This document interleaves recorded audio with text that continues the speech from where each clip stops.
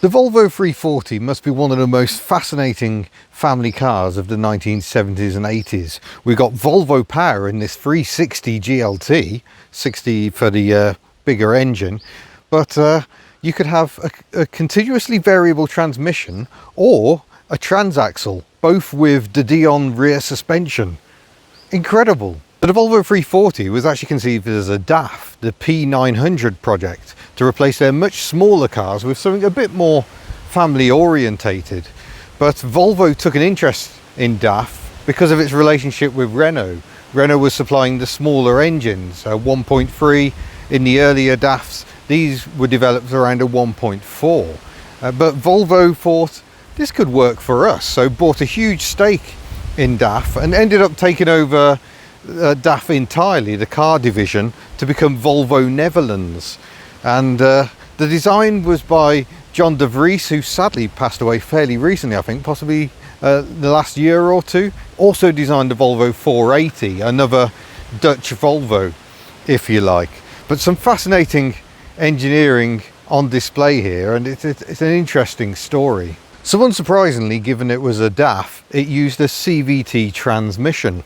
So there was a torque tube going to the back of the car, and then the two belt systems, which took up a load of space in the back, but meant you didn't have a gearbox right up front. So the center console could actually be quite narrow. But Volvo quickly realized that not everyone wanted a CVT. They were quite noisy, were problematic. If a belt snapped, you were in trouble. So they developed a manual gearbox using the internals of the 240 gearbox and a diff in one transaxle and mounted it at the back. The 1.4 models just had a straight prop shaft running at engine speed, but the 360 uses a torque tube, and that's where there's a tube that encases the prop shaft and also links the front and rear halves of the car to keep everything nice and stiff, something you need when you've got more power on offer. And power there is in abundance here. The bonnet's quite interesting in itself because it lifts up at the front when you release the handle, but then actually tilts up like so, and then locks into place over there. Oh yeah, that's an engine. So it says Volvo, and it is Volvo. This is the B200 engine, 2 litre, about 115 brake horsepower because it has fuel injection. You could get a GLS briefly and a GLE being the really plush one, but still had a carburettor. But this should be quite potent. He says should be. Smaller engine option was the 1.4 Renault engine, and that would have either 4-speed, 5-speed or CVT transmission option, but with these always 5-speed manual. Down like so,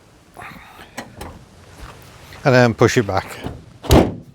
There's a dent on the bonnet here where the first owner, it's been in one family from new, closed it a bit hard. So that's why I deliberately used 2 hands. We'll get to headlamp wipers in a moment, don't worry. So jumping in, and oh wow, it's so nice in here. It's done 49,606 miles, and it's been in the same family from new. So I mentioned the dent in the bonnet. That was, I think, the second owner, and it's now with the second and third generations of the family. And I love that. I love a bit of history, but come in, take a peek. Look at those classy dials, and just 49,000 miles on the clock. Even got GLT repeated on the steering wheel. It's a really nice wheel, fits really nicely to hand. 5-speed gearbox, bit of a baggy old gate, bit typical Volvo really.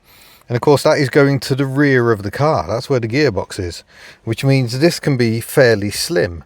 Imagine the wheel arch intrusion if there was a gearbox here. And they've got the original Volvo head unit as well. A clock still working, very noisy. Fearsome heater, recirculate option if you need it. Hazard lights,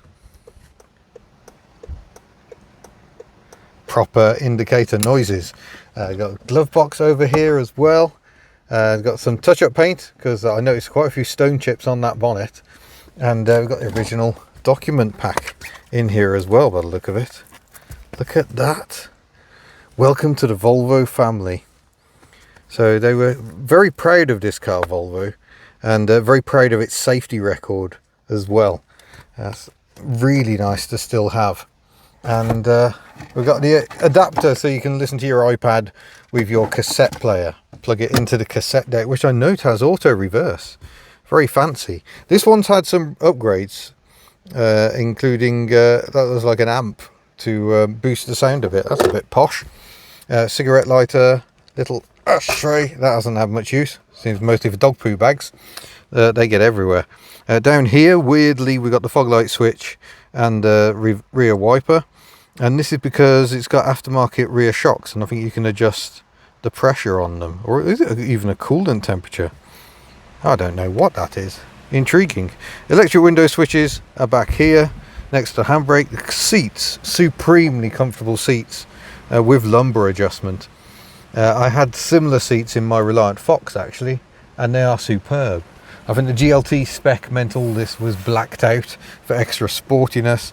We got, sorry, that's the rear fog light. That's front fog lights. We can tell because the pattern dips down.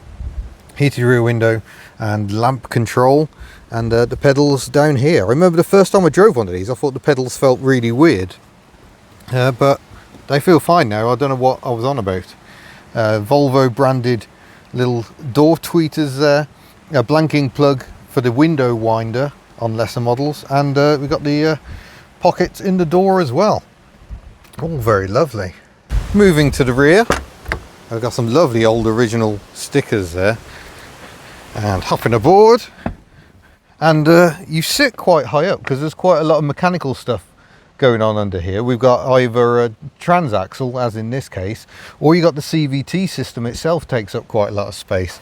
But given this was designed for Dutch people, maybe they weren't sitting in the back, because my head is brushing the headliner somewhat. We've got a little armrest in here. We've got our own little ashtray, plenty of leg room though, and yeah, quite a comfortable place to sit back here on the old keep fit windows in the back, mind you. See what's in the boot. Press the button, up we go.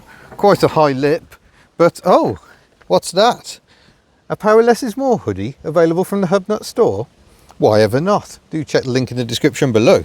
But I'll show you what we've got here space wise. And again, it's quite high to make way for all the mechanical gubbins, but the it flips over like so, and it's not a bad space. It's just fairly shallow. Is that a ski hatch? It looks like it might be. Presumably that was the original supplying Volvo dealer as well, in Hitchin, Hertfordshire. Just taking a few more details. Got the windscreen washer up here, got the prancing moose, there's the sticker on the side, solid tempered glass, Linwood electronic alarm, very 80s, and whatever that was, it's the identification where the reg number is etched into the glass. Brilliant. Another retro item is the clunk clip. It allowed you to clip it and hold the tension so the reel wasn't pulling the seatbelt onto you. Again, very, very retro. Okay then, let's go. Fire up the engine. Oh, fire up the engine. There we go. You have to go all the way back or it won't let you engage the starter. So if it's running, you can't accidentally engage the starter. We'll start with windscreen wiper test. This is not going to go well. And not just because we've got aero blades. We've got a massive triangle of doom right here, and look at the dribble of disappointment. The wipers on these never overlapped. Interestingly, initially they didn't move the wipers over for left-hand drive, for right-hand drive, but they do seem to have changed the angle of the arms later on when they did the facelift. But triangle of doom remains a menace. Headlamp wipers we will check later on, don't you worry. But for now, we're more interested in how the car drives. The clutch pedal is much further over than I expect for some reason. But away we go. So the ride's a little bit rustic because you've got good old leaf springs at the back. It's quite a simple design, albeit with a Dion axle. It's kind of semi-independent rear suspension. There is a tube that connects the two axles and keeps them in a good plane for good geometry. But there's also some aftermarket mods. Oh, is that a passing plate? It's all right. Some shared heritage there. Renault Clio. Whoa, easy. That wheel spinning away. Yeah, it's got aero blades. I'm not going to mention that. I'm not obsessed. This is like the busiest single track road in the world. But yeah, in places it's a bit bouncy, but it has got slightly stiffer front shocks on it, and the rears are Springer coil concoction, because the family were finding when they were going out as a family, it was getting a bit low and grinding out in places. So it now sits nice and level, but it is a little bit stiffer than standard. But with leaf springs, you were always going to have a ride that was less than perfect, shall we say. They have their limitations. It's one reason the 340s became popular on the drift scene, was that you could quite easily upgrade to the turbocharged 1.7 engine, and then you could go drifting and go skiddy skid.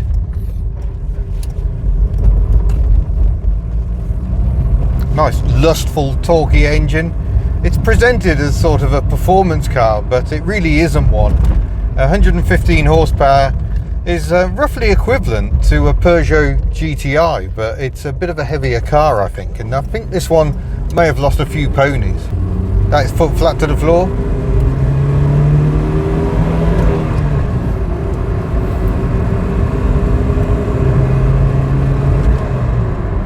I think it feels like quite tall gearing, which you definitely don't get in a Peugeot 205 GTI 1.6. They're very revvy at speed. This settles down quite nicely. So at 50 we're doing just 2000 RPM. So I think that probably doesn't help with the acceleration, but I do wonder if a few horses have escaped from this one over the years as well. Or maybe it just needs a damn good thrashing. But it steers, it turns in really well, unassisted steering, but it is rack and pinion. It actually feels really composed and well behaved. Exciting, maybe not,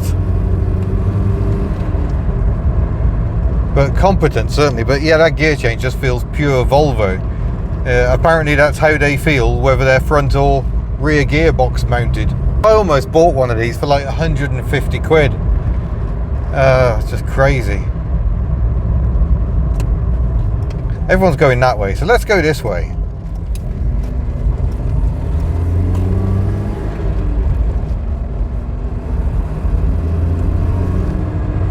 It's not an engine that really wants to rev. The red line starts at 5,500 revs, but it's got good torque, so you don't really need to rev it. You can, you seem to be able to go quite quickly without really stressing the engine. Very tractable and well behaved as well, as you encounter a 20-mile-an-hour zone apparently.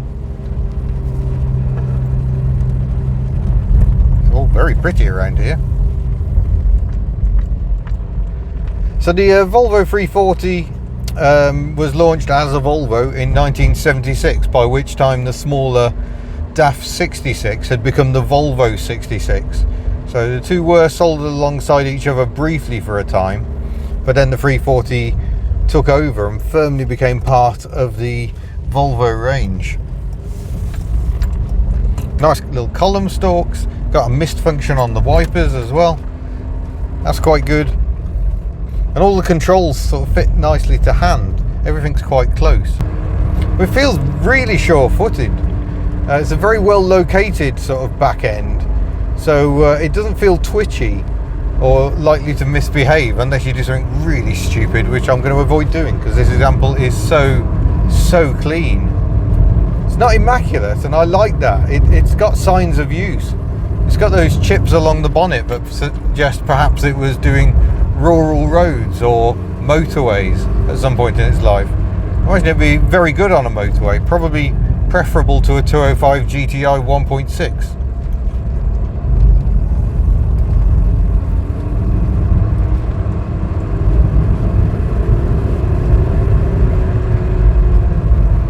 Yes, a bit of a misnomer really with the range, that the 360 GLE usually for fuel injection, certainly on German cars, but no, they had a carburettor. It was the GLT, T usually being for turbo, but had the fuel injection. Yeah, it does gather pace nicely. It's not daft quick, but the steering, the brakes really responsive as well. It's kind of what you want on these roads. You want to know you can get around a bend and stop if you have to. Just the gear change, it's a bit of a long throw. That's not very sporty. In fact, I think the most sporty thing about the car, to be honest, is probably the rear spoiler. I wonder if the viscous fan is a bit sticky on this one as well. There's quite a bit of fan noise going on. But you know, the quality is really good. And I think that is something that Volvo had to work on. DAF might not have been number one when it came to build quality.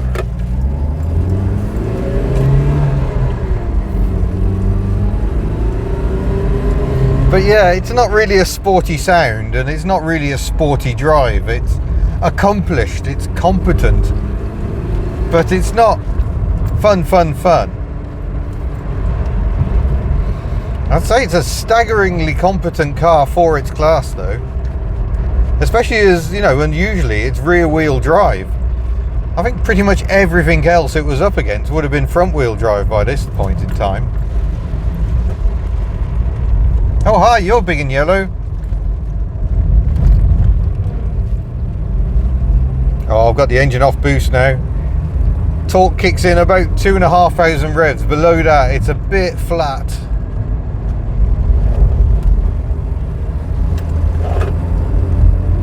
Yeah, the steering is an absolute joy. That is unexpected. But because the gearing's so tall, it just means it lacks sparkle.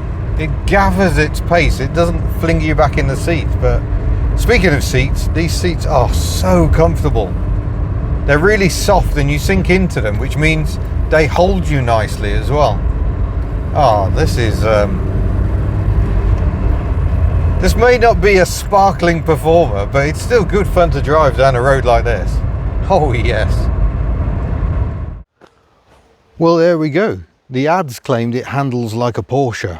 I think that may have been taking the mickey, Volvo, but it is actually really competent. There's a bit of body roll going on, but I think a very enjoyable drive. It feels very secure, very safe, very Volvo, and I very much enjoyed the experience. Way better than I remember from when I test drove one probably 20-25 years ago. So I hope you've enjoyed that as much as I have. Headlamp wipers coming, don't you worry, and we'll see you in a future video. Farewell. She'll fire them puppies up.